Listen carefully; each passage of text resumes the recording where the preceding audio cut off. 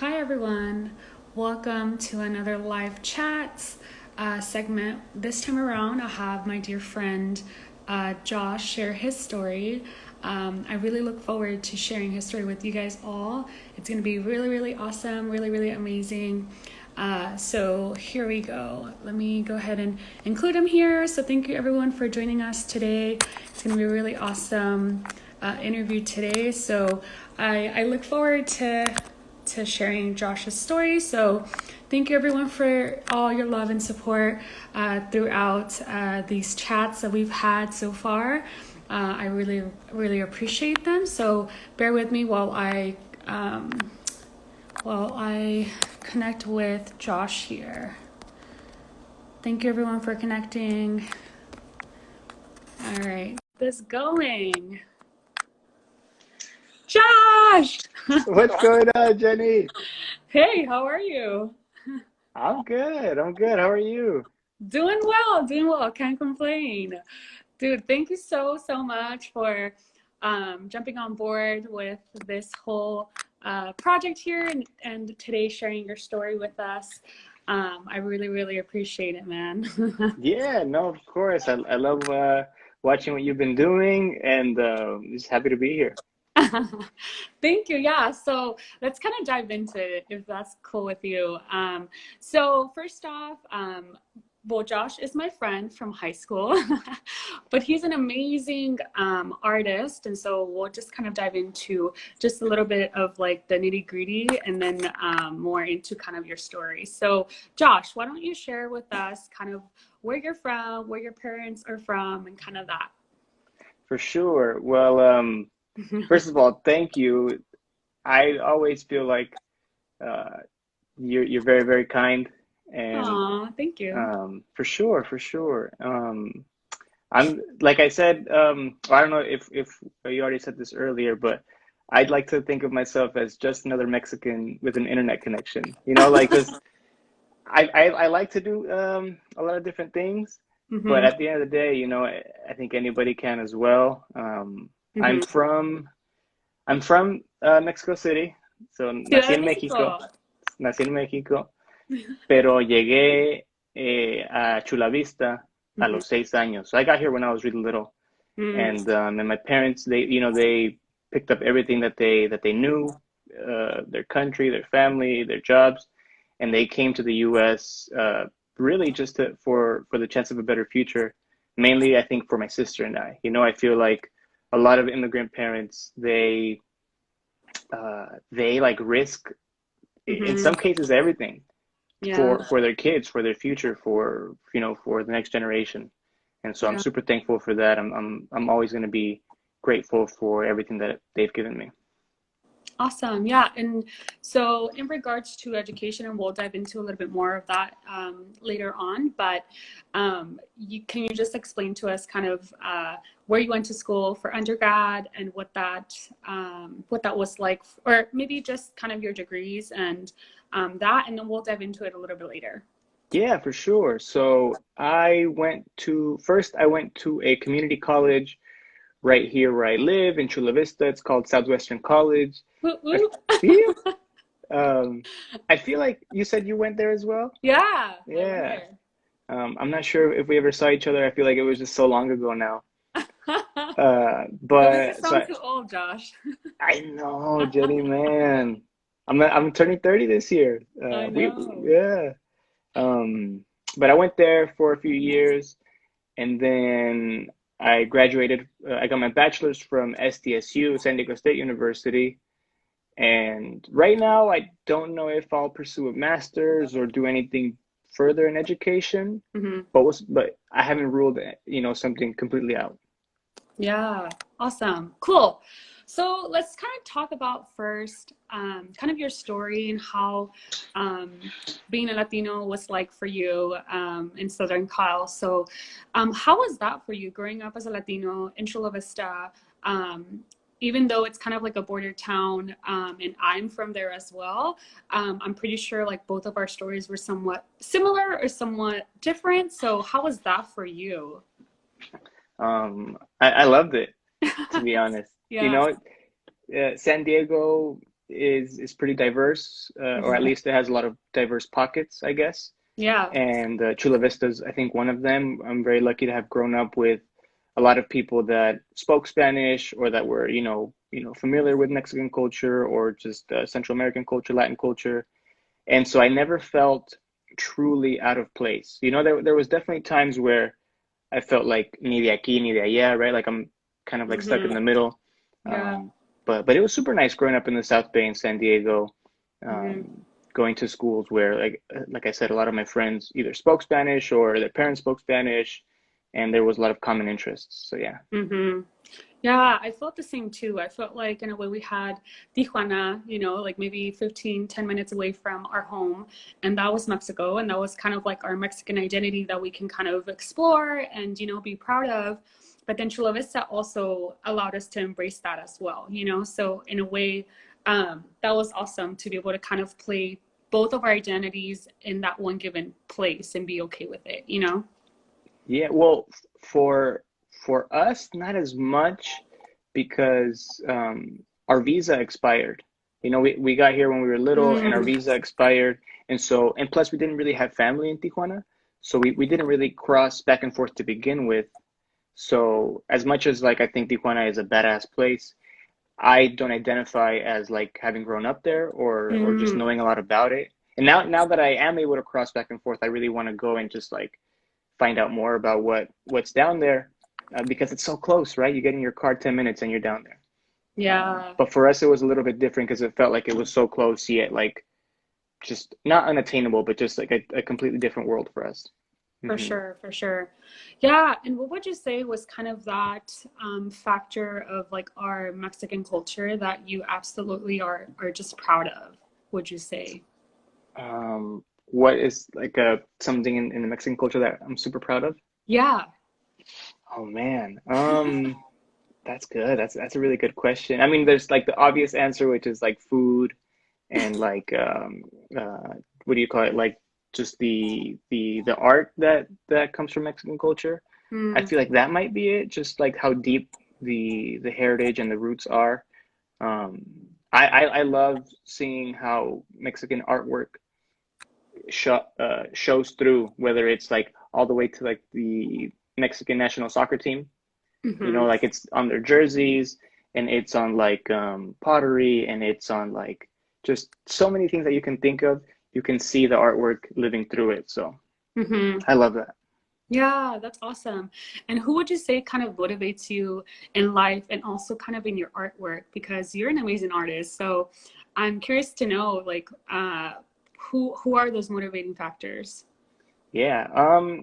So thankfully that there's so many people to look up to, Yeah. in different places. So like people like you, Jenny, that are doing really, really cool Oh, stuff thank for our you. community. Yeah, of course. Definitely my parents, I look up to them. As like just brave people, people that are looking for something better. In terms Hmm. of artists, I have great people here in San Diego, or people that I met in San Diego that are no longer here. My friend Shannon Fulton is a great muralist. My friend Jordan Stark is a great designer. I met my friend Rodrigo, who's no longer here. He's in Chile now. Oh, wow. Um, but dope designer, good. Like those are all just good people that are always at places where I would like to be as a professional, as a designer, as an artist. And so I look up to them a lot in terms of like local, artists and designers. But yeah, just kind of like everywhere, not just in the art world, but just there's so many different places to get inspired. Yeah. Sorry, that was super long-winded. No, no, no, that's awesome. That's great. Um, and so let's dive into kind of your education journey and kind of what that was like for you. And then we'll touch about kind of like your artwork and your career and what you're doing with all that. So, For sure. so in regards to your education, so after high school, right? Like, how was kind of your transition as first generation student, and kind of going and navigating through college? How was that for you? I mean, we both went to a community college right off after graduating high school, but like again, maybe my experience was a little different than yours. So like, how was that for you? Can you share a little bit on that? Yeah. So I feel like I was at Southwestern forever.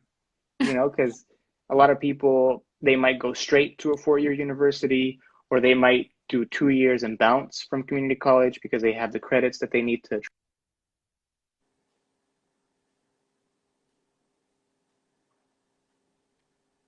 I think I lost you there. That was There. my bad. That was my bad. No Uh, worries. but anyways, so I took forever at Southwestern. I was there 4 years, Mm, and part of why I was there 4 years was because I wasn't sure of what I wanted to do.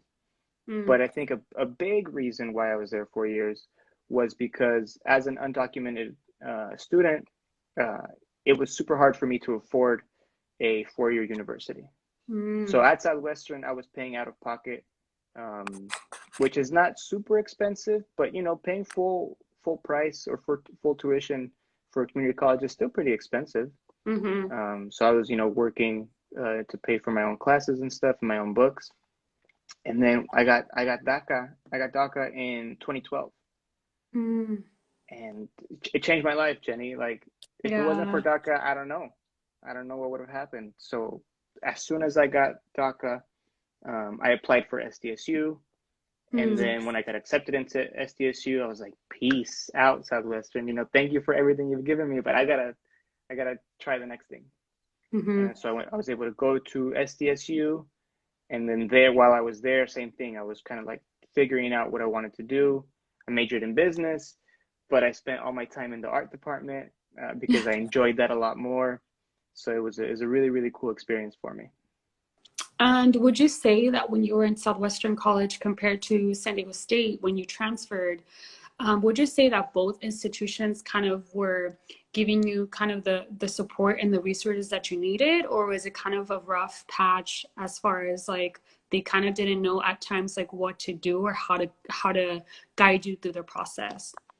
Um, I think that as I was in school, Mm-hmm. the resources became better and better for either Mm-hmm. undocumented or DACA, or like, I became a resident while I was in school. So resources got better. While I was at Southwestern, maybe they weren't as good as I would have liked them to be. Okay. But also, like, I didn't uh, try as hard. Like, I didn't seek out a lot of counselor guidance. I didn't, like, if my first counselor wasn't helping me the way I thought or the way that I was hoping, Mm-hmm. I kind of like asked my sister or my cousins for help.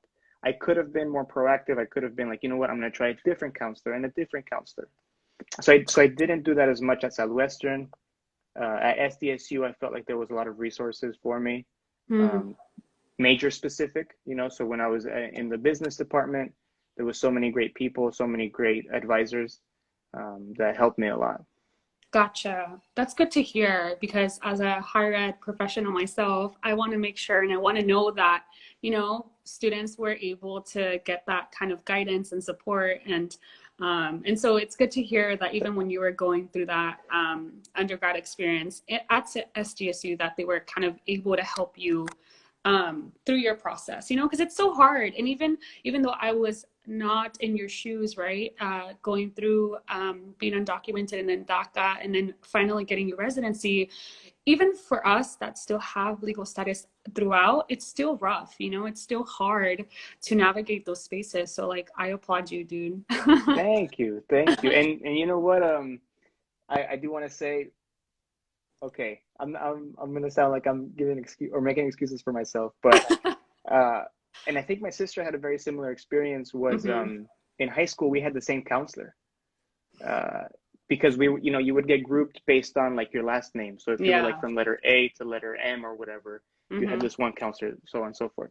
And Yeah. we had this one dude who, he was a dick.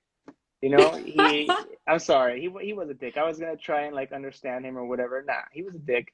Was he the And older man? he was, yeah, he was. I And had him too. did you really? Oh yeah, because you're a C, right? Or you were a C, yeah. Um, so Yeah. I just felt like he was super unhelpful when he, in terms of our status. And so that was Hmm. shitty. That just felt like, damn, the person who's supposed to have my back or who's supposed to help me figure this out, um, doesn't care, or doesn't know how, or doesn't want to, right? Like, Hmm. there's people out there that are not rooting for us as immigrants. And so Yeah. whatever the case might have been, it was tough, you know? Yeah. For So, sure. yeah. And I also felt like I don't want to say it was just him and his issue, but I felt like there was just that lack of support and knowing also as a student, like how to even ask for help.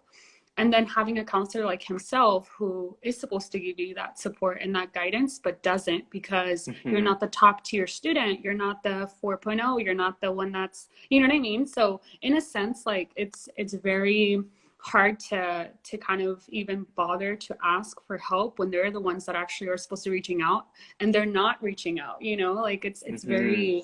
it's very tough in that sense. And yeah, I can definitely relate in that sense because I also had him as a counselor. So he was not the greatest. It was the worst. Okay, I'm glad. Yeah, Yeah, dude, we crazy. But understand. Yeah. so thank God we're past that. We're great people in in society, and we were able to just navigate those spaces with the little or the much help that we were given, right? But throughout your college experience, like what would you say were some like personal challenges throughout that you felt like, you know, I wish they would have given me these resources or helped me in this way just throughout your experience? Um, I think maybe, oof, that's a good question. Uh, I think I was thinking about this question. I was thinking like parking sucked, but Oh like my God, just yeah. being a commuter student was a trip, right? Because Mm-hmm. I was coming from Chula Vista going all the way to where San Diego State is. And so like that takes time. And then finding parking takes time. And then so Yeah. that takes time and energy from you going and seeking out resources. Mm-hmm. So I think sometimes if somebody didn't come and give a 5 minute like promotion or lecture to my class of like, hey, this is available. Hey, come check this out. Or if I didn't get an email, hey, you know, like these days, this counselor is going to be available for this topic. Um, it was hard for me to know. So I think Mm-hmm. just having people be proactive about reaching out was really helpful for me because, like Mm-hmm. I said, at the beginning of my education, like higher ed journey, I wasn't super active about seeking out opportunities. And then I Mm-hmm. learned like, holy shit, if I don't do it, like my mom's not gonna do it for me. You know, like my dad's not gonna sign me up for this stuff. You know, we're not. So it was a different experience. And then I think thankfully I was a little bit more proactive with that stuff. Yeah, for sure. I mean, I also was a commuter myself, and then juggling like full-time student, full-time job. I mean, that was rough, right? So I feel like a lot of people can relate in the sense of like, well, you only have this given time for school, therefore this is all that I can invest to like events or like getting involved, you know? And so you kind of have to manage like that time and what you had to Yeah, essentially like, you know, take advantage of it, but it was very limited time, right? for sure, for sure. It's a you know unique experience, and like not to knock anybody else's experience. That's just the one that we knew. Yeah. Right, for sure, for sure. And so, why did you decide? I mean, you kind of mentioned it a little bit, but why did you decide to go for business management and maybe not like art full on? Like, what was kind of that decision making call? I'm trying to get that money, baby. No, so I think it was okay. So I love to draw. I love to what I consider like making art, and I realized that I could hopefully like pursue like a my own business in art Mhm. in drawing. And so I was like, okay, cool. Like, um, how do I learn how to manage a business? How do I learn how to like run a business? And so I Yeah. think that's why I chose to major in business. And my major is super like specific. It was called business management with a focus in entrepreneurship. So I went in thinking Mm. sick, like, you know, develop a business plan and like, you know, like just evaluate how that works. And I Hmm. think it was really helpful, but pretty quickly I saw like, hey, you know what? Like I really enjoy the creative side of this a lot more. Hmm. And even though I truly value what I learned in the business department, a lot of it felt like it was pretty. I don't know, like they were like, just we would look at a case study and we were talking about like how to maximize profits and like what Sears did wrong and how they went under when they went out of business. And that was helpful, but I didn't like how it was like super, super, super like money focused Mm, and not like people focused or not like, is this going to be a sustainable business model? Not just sustainable like environmentally, but like is this healthy hmm. for people's, yeah, for people's lives? So work-life balance. I don't know.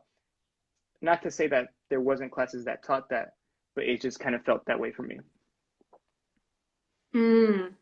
And in a sense, I don't know if it felt like for you too, but like a lot of like science-based courses or other subjects, like you tend to read things that are maybe not relatable, like in real life, or that kind of don't make sense to kind of what you're living, or speak to kind of your experience, or to people that possibly look like you, or kind of like our history or culture. It was always kind of like just a specific like format or formula of like showcasing like these stories and like these cases, and you know what I mean. So I felt like sometimes it was also kind of hard for us to understand, can we relate to this, like is this something that we see on a daily day thing, or so in a sense, like Totally. I also felt like that was kind of where I also lacked the understanding and the kind of connection, because I don't know, it got to a point where like once I switched my major to Spanish, then I was like, yeah, Spanish, yay, like I can definitely understand all this. But other than that, it was like when I had other majors like psychology or criminal justice, it was just very like, I don't really understand, I can't really relate, or you know what I mean. So I don't know if that Hmm. was kind of your situation too. Totally. Like I said, I appreciated what I learned and I think it's valuable information. But Mm-hmm. like you said, like it didn't resonate with me as much. Yeah. Um, yeah. So it's valuable and I'm thankful for, to have been able to go to, because like how crazy is it that we were able to go to college, right? Like I Yeah. know that might sound kind of ridiculous, but like only a small percentage of people Yeah. can go to high school, can go to community college, can go to university. So the fact that we were there is awesome. But then yeah, like while we're there, we should, look for stuff that resonates with us the most, if possible. Right. Yeah, totally, totally agree. And so then let's kind of tap into your career, your awesome career as an artist, and talk about so Josh, like what is it that really motivates you as an artist? Like and throughout when you started kind of like your journey as an artist. And so yeah, share a little bit about that. Like how was that for you and what motivated you? Yeah. I'm always trying to get better. Like for real. Like um because I don't know, now with social media, you see some just like mind-blowing work, right? In Yeah. whatever field you're in, you're like, holy crap, like I'm never gonna get to where they are. Uh, But as long as you keep getting a little bit better, then that's all you can do, right? So I always want to get better. And in terms of like specific like motivators or like what I'm looking to do is if I can tie my art with a message, whether it's with sports, whether it's with sustainability, whether it's immigration, whether it's social justice in another form, that's my favorite. Like if it's art with something hopefully positive, something that's impactful mhm. is my favorite. I don't always get to work in that space, but I try my best to seek out those projects, and Hmm. that's when it's the funnest, because I feel like it's a great combination. Yeah, and you do such a great job at that too. I see Michael here. Creo que es Brian. Hey, what's going Hola. on, y'all? Hey, Los. Your fans. Yes, all the peeps. Awesome, dude. And in regards to kind of like you were sharing your mission. um, so thanks, guys. Um, so in regards to kind of your mission and why you do the artwork that you've done. So I followed through kind of what you've done so far, and you've done a lot of really meaningful artwork. You have a meaningful like message behind them and a purpose behind them. Aw, thank you. And so can we maybe talk about like each one of them, and kind of why you went for that? And I also know that you're heavy on giving back to the community and supporting different organizations. So like maybe tapping into that as well and like why you choose certain organizations. That'd be also really cool to talk about. And then Yeah, of also, course. and then lastly, yeah, like why is it that you started your clothing brand? But let's first just kind of dive into your artwork, and then we'll touch on your clothing brand. So Yeah, I for know that you sure. created this artwork called Corazón de Nopales, right? Yeah. Yeah. So kind of how did that come about? Like when did you start to do that? Like how did that all come about on your end? So it's kind of a long story, but to sum it up, I I drew a heart that was made up of waves Mm, a while ago, like 2015, I think it was. And so it was like what's the mm-hmm. anatomical heart. So like it looked like a realistic heart sort of shape, Yeah. but it was like waves instead. And Mm, then I always wanted to come back to that and try something similar. And so I was trying different like textures, different elements. And when I tried the nopal, it just really worked. mm, And then, like obviously any desert plant is has to be super resilient because deserts don't get a lot of water. So in order to grow there, you gotta like really be resilient.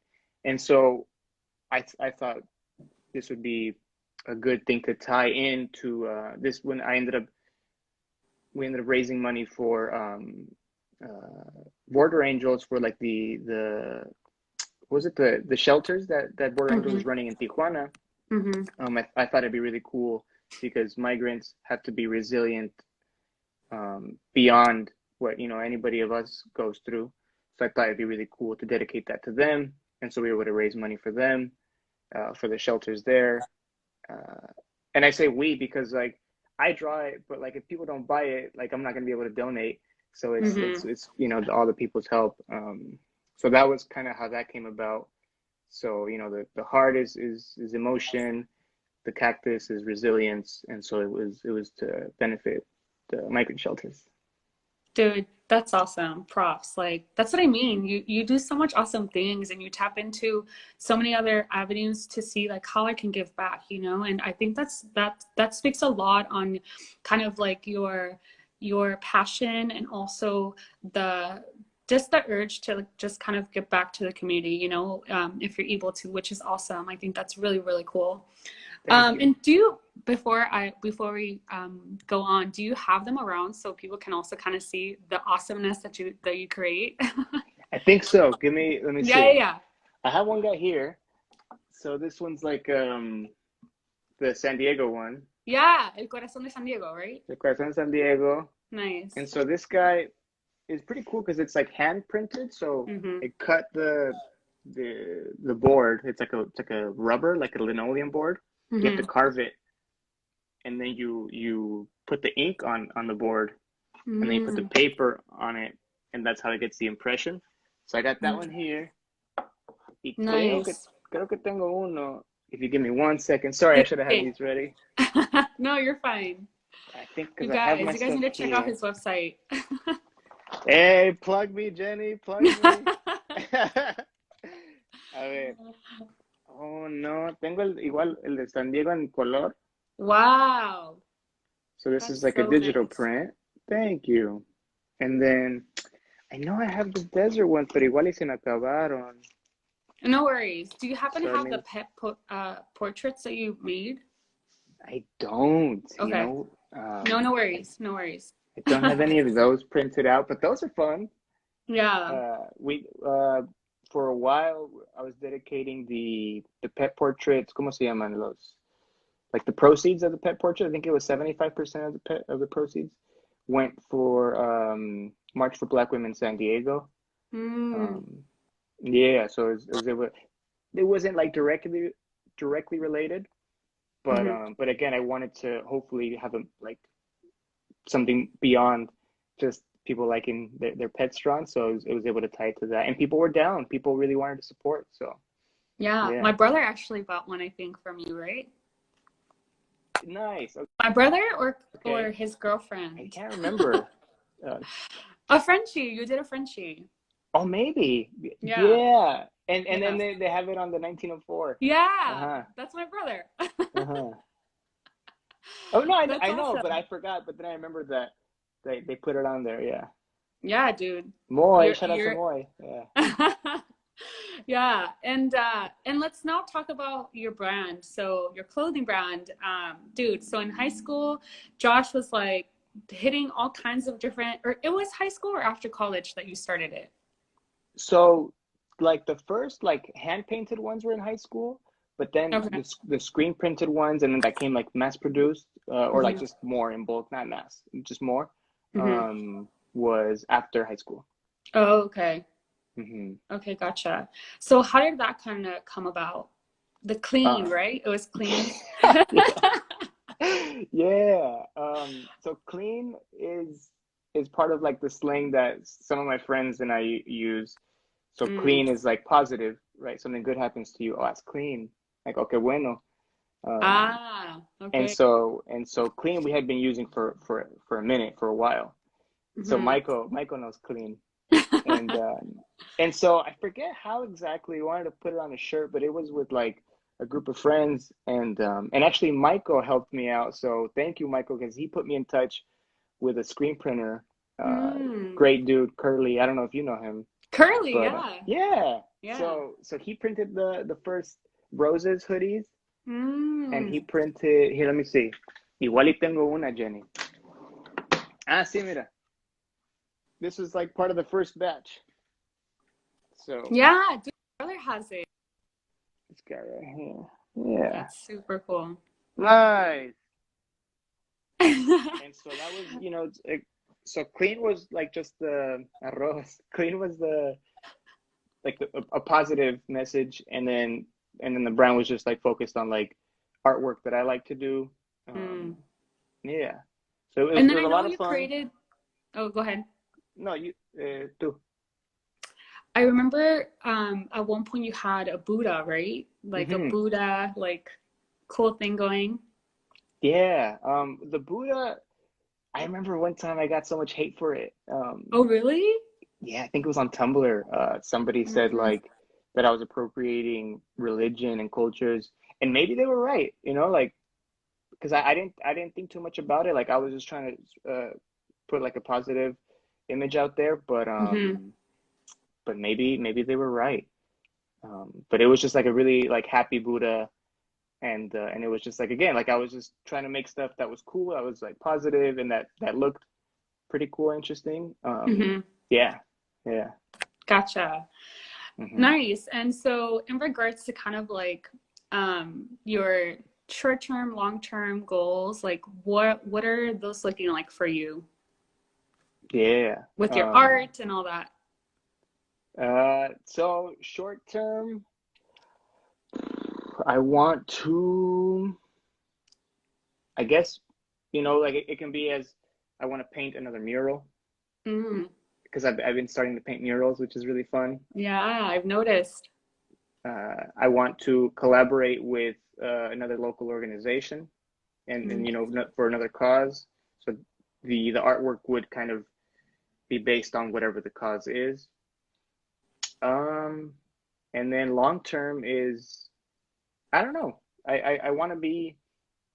It would be nice to be like a good part of this community still, Hmm. and hopefully like link up with a lot of other people and make some cool stuff happen. Yeah. But specifically, I don't know what that looks like. But that would be great to keep growing in the field. Yeah. Do you ever see yourself like teaching art at some level or another? Uh, yeah. I mean, I'd be open to it. I know that there's like an opportunity to create a mural as a teaching artist.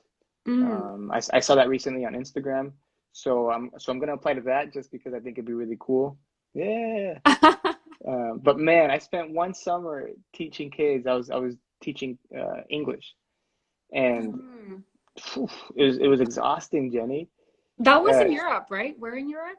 that was in Italy. Yeah. Shout out to Nice. teachers, man. Teachers need to get paid a lot more. Like creating curriculums, creating lesson plans, and just like taking care of a bunch of little people for the Mm-hmm. whole day. Like, poof, What crazy. grades? What grades were you teaching? My youngest class was like 6 years old, like first graders. Oh man. They were so tough.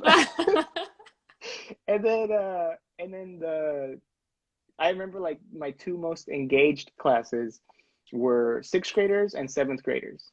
Mm, Partly because their level of English was higher.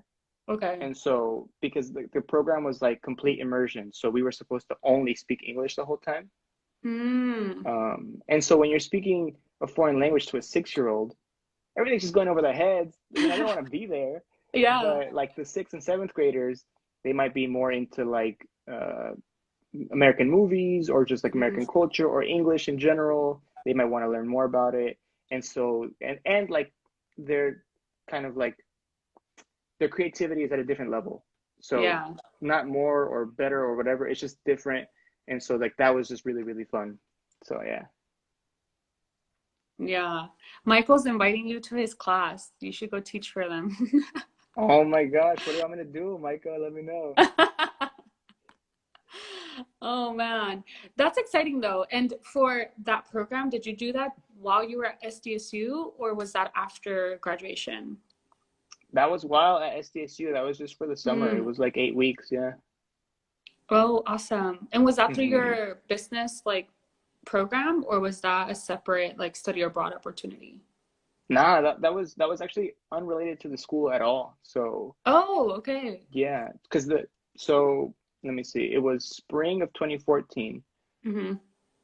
I got to go to France through Mm. school. So like I had gone from not leaving the country in over a decade to having DACA, and I was like, DACA lets you leave, right? And then they were like, well, not really, but if you say you're going for education or a family death, or I forget what, or like a work related thing, and you have DACA, you're allowed to leave and come back. Really? Wow, Yeah, I didn't know yeah, that. because even with DACA, you're not really supposed to leave and come back. Right. You just have like legal status in the U.S. Mm-hmm. But like it's I don't know. It needs there needs to be a better solution. But with DACA and going to school, they gave me what was called, which sounds super shitty, it's called advanced parole. So I could leave the country. That sounds like a criminal, I don't know. Sounds like fucking white supremacy, man. But I was able to go, and so, o sea, me dieron permiso de salir del Hmm. país y de reentrar. That like that coming back in was crucial, right? That was Hmm. what it allowed me to do. ¿Pero And era con so visa o no era visa? O sea, solo era un permiso, pero no tipo visa. la visa era parte. So like I had Ah, to ok. go to the French embassy and get my visa for France. And then I Mm. had to go to the US and be like, "Hey, let me leave and come back. I promise I'm good." Like it was like a total separate thing. Wow. So like my application to study abroad was super gnarly, and it was like everything had to be perfect. Hmm. And thankfully it was. And so like I had gone from not leaving the country in forever to being able to go to a new country and study.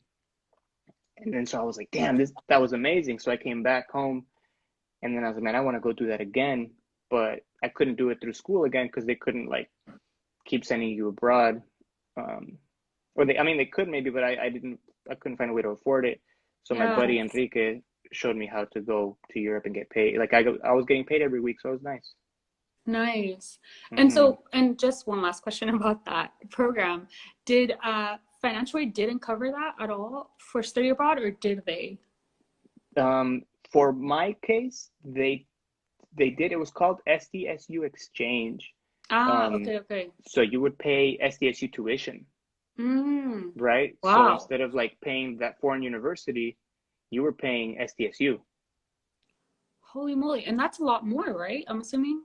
Um, it might be, but I was getting financial aid, so that Mm. helped a lot. Like it was still expensive, because I was still having to pay rent, and I was still having to like, since I was DACA, I wasn't fully covered in financial aid, so I was still paying a lot.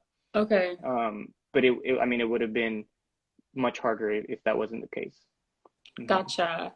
And as a DACA student at SDSU, did they consider you in-state or out-of-state? I was considered in-state. Oh, cool, cool. Hmm. Good Hmm. stuff, SDSU. Yeah, no, seriously, shout out to SDSU, man. Yeah. Aztecs for life, no? Yeah, uh-huh. Nice. Dude, well, awesome. And I'm not sure, do you still sell kind of like the clothing that you previously, like the designs and stuff that you had before, or are you kind of focusing on the arts right now? More on the like canvases and like the different art pieces that you have right now. Is that more kind of like your focus? Yeah, you know what? It's I've done a lot of like client work Hmm. recently, and just like different projects like that, or like more personal stuff. Mm-hmm. So I haven't focused too much on like the merchandise side of it. Okay. But it's super fun. It's super fun. So hopefully I can get back to that. Hmm. Nice. Cool. Awesome. Well, dude, we're almost to the end of our live, Oh, but what? Nice. I know it's been awesome, right? Yeah, you've been making it go by fast. Thanks, Jenny. uh, but I always like to plug in kind of like a cool way to get to know you, right? Hmm. So we're gonna play this game called Fill in the Blank.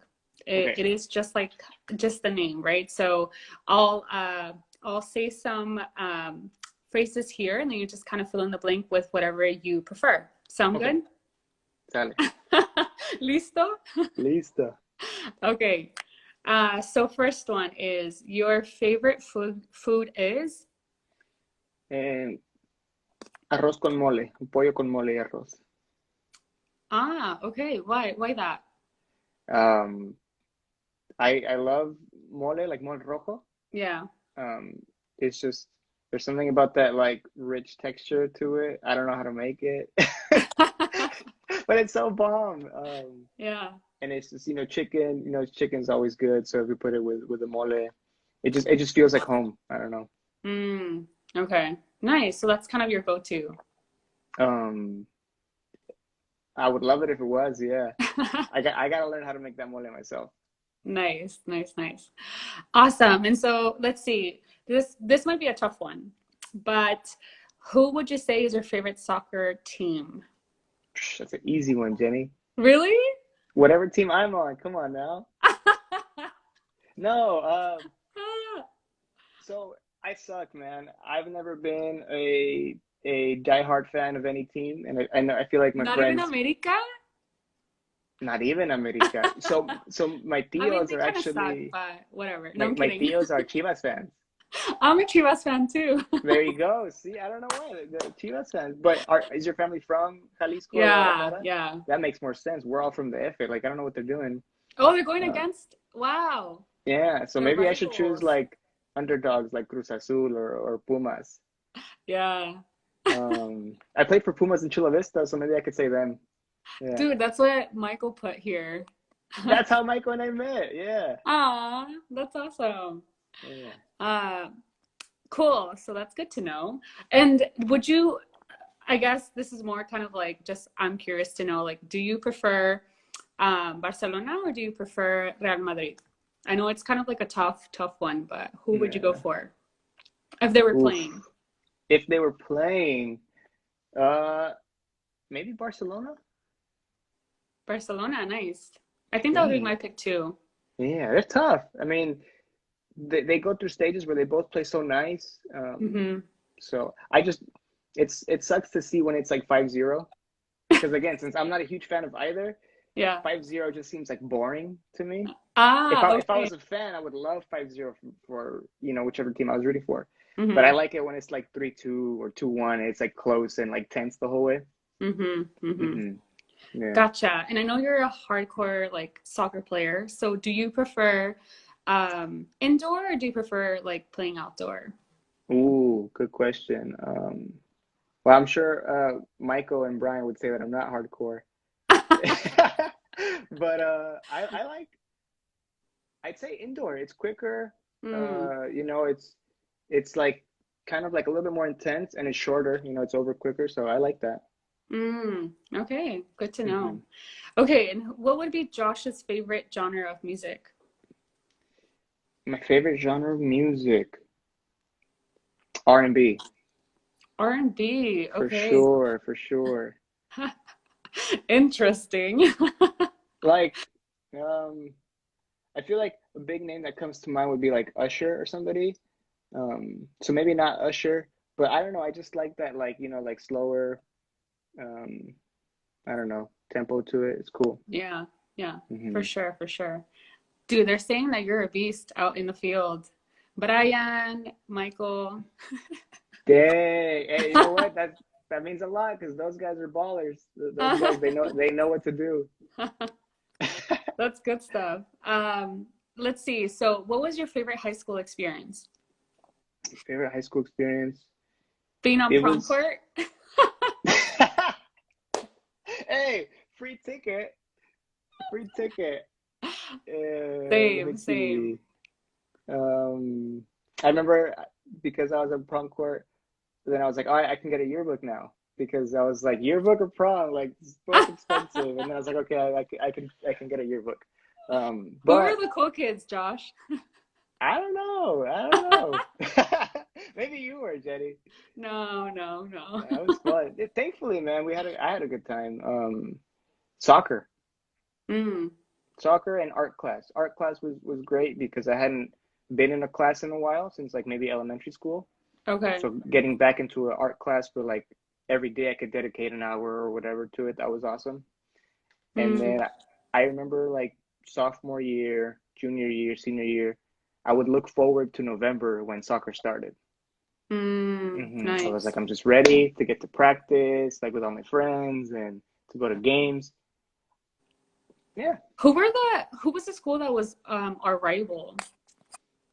I don't know. To be honest, we could have been better. Um, so I feel like we weren't like super good to where people were like, "Damn, we got to beat Hilltop." Really? Um, Oh. not when I was there. Right when we left, they just got way better, Mm. which kind of like sucks about us. Like, dang, what happened? But maybe Bonita. Oh, We definitely really? we definitely did not like Bonita, Eastlake, or Otay. Mm. Maybe Otay. Yeah, Okay. Dang. yeah. And That's I good think to just know. because we would know them, Hmm. we'd see them, playing pickup games, and we knew that they were also good. So yeah, Gotcha. Damn. I should have checked out those games back in the day. they were fun, man. Like everybody went to the football games. Football games suck. Ah! Come to the soccer games, man. They were dope. Nah, Yeah. it's cold. It was cold, like for soccer. Yeah. I missed out for sure. So what was that childhood dream job that you had? You know, when we were in elementary school, we used to write. We like they One thing that we would do every year is write a book. Hmm. I don't know if you did that in elementary school, but we would write like I don't know, like probably like a 10, 12 page book. And at the Mm. end, it would have like a little about the author. Yeah. And I think in second grade, I said that I wanted to be an NBA player. Watch out. Embarrassing. But I Why? loved basketball when I was little. It was like that was my jam every day at recess. So I wanted to be an NBA player. And then I wanted to be a civil engineer, like people that design like bridges and freeways and whatnot. Yeah. And then I don't know if I had a dream one after that, but yeah. Mm. That's cool. What was That's yours? mine. I think I wanted to be a professional dancer, actually. So, Dope. but that, yeah, there was no chance. My parents just didn't think that was a legit like profession. Ah, but So no there's chance, people that are man. doing it, right? What's that? Sometimes we see stuff and we're like, oh, it's out of reach. But there's Hmm. people doing it, like there's humans, Yeah. and they're people. So Your sister, yeah, man. She's awesome. she's so good. She's the one, Yeah. yeah. No, yeah, I wish I would have followed that, but I mean, things happen the way they do. I don't regret it, but it was definitely, I mean, at least I was able to dance like throughout like middle school and high school, You but did Puerto still. Rico and stuff. Yeah, I did ballet folklorico. Very That cool. shit was cool. That's tight. Yeah.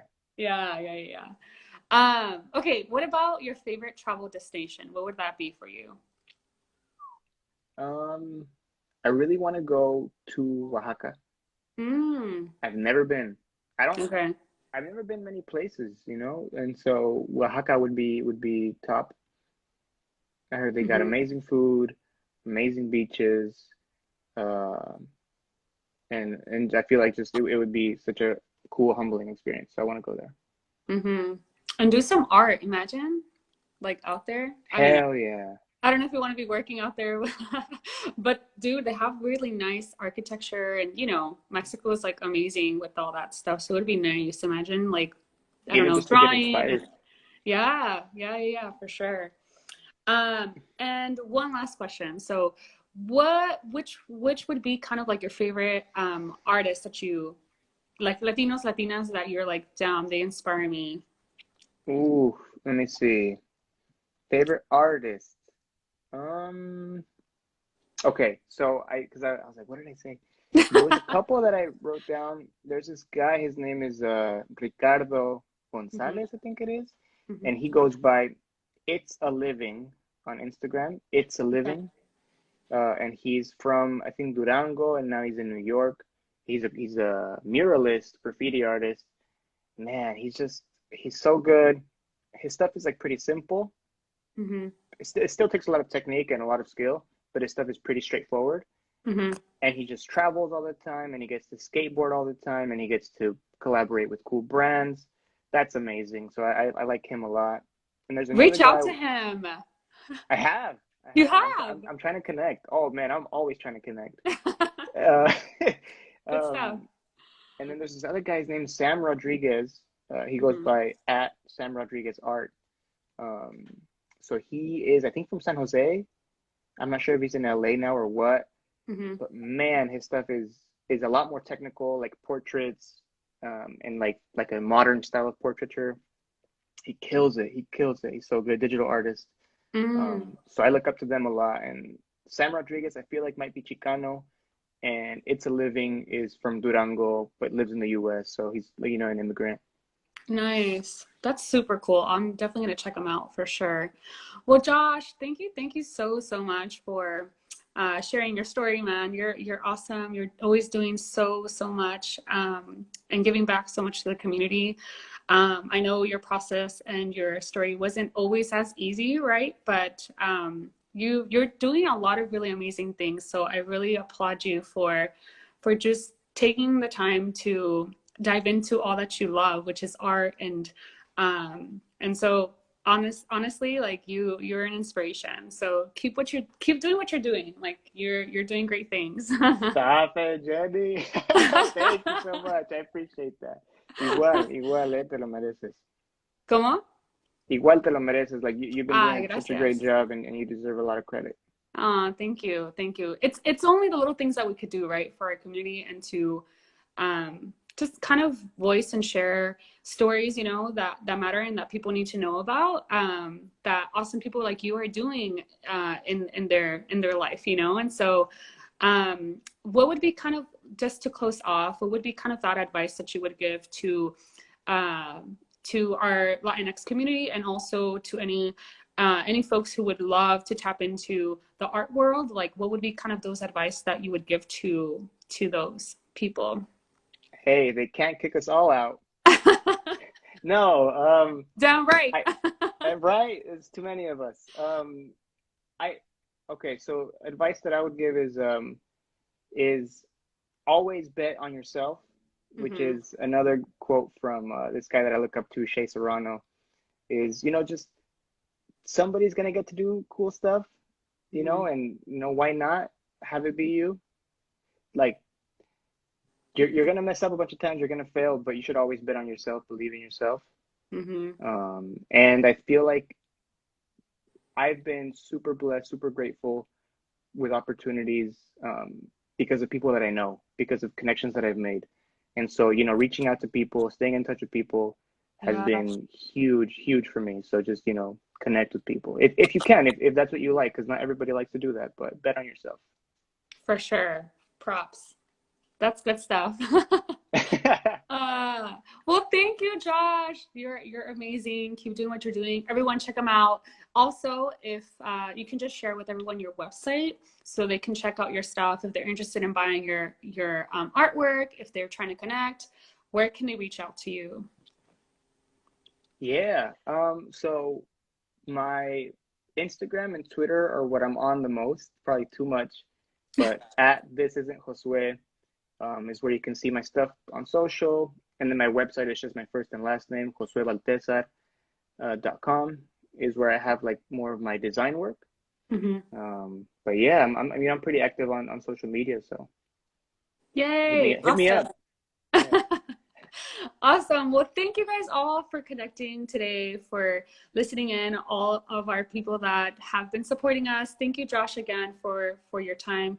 La verdad que estás haciendo miles de cosas súper, súper padres. Sigue así y hay que seguir motivándonos, ¿no? Y ayudándonos como comunidad. Así que thank you again for sharing your story and for being so cool. um, Claro, and Jenny, no, well, gracias a ti. no, no, no. La verdad que, pues gracias a ti por aceptar, a compartir, ¿no? Y por dar como que tu lado de tu historia. Y de nuevo, o sea, esto es como que para promover todo lo que estamos haciendo, los latinos y latinas, que es mucho, y para que la gente sepa, o sea, si les interesa tu arte, si quieren comunicarse contigo, they have someone they can reach out to. So yeah, thank you. Of course, happy to be here. And yeah, man, like there's a lot of us, and I feel like sometimes it's just nice to share about ourselves, share experiences, and then Mm-hmm. keep growing that community. For sure, for sure. Props. Thank you again. Thank you, everyone. And nos vemos después. Hasta luego. Sale, sale pues, Jenny, cuídate. Bye. Bye.